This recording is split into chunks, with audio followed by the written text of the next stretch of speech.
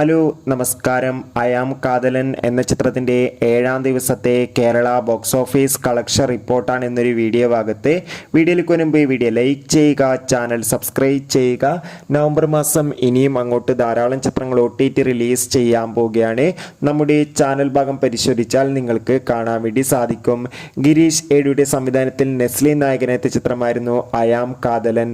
ചിത്രത്തിന് ഇപ്പോഴും ഒരു ആവറേജ് അഭിപ്രായം തന്നെയാണ് പുറത്തുവന്നുകൊണ്ടിരിക്കുന്നത്. അതുകൊണ്ട് തന്നെ എല്ലാ സിനിമാ പ്രേമികളും ഒരേപോലെയാണ് ചിത്രത്തിന്റെ ഓരോ ദിവസത്തെയും ഓരോ അപ്ഡേഷനും അറിയാൻ വേണ്ടി കാത്തിരിക്കുന്നത്.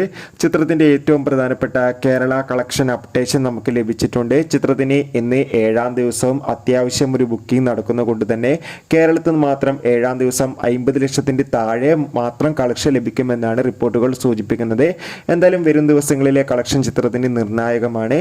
കാത്തിരിക്കാൻ നമുക്ക് അയാം കാതലൻ എന്ന ചിത്രത്തിന്റെ കൂടുതൽ ബോക്സ് ഓഫീസ് കളക്ഷൻ റിപ്പോർട്ടിനായി. ചിത്രം കണ്ടവരുടെ അഭിപ്രായം കമന്റ് ചെയ്യുക.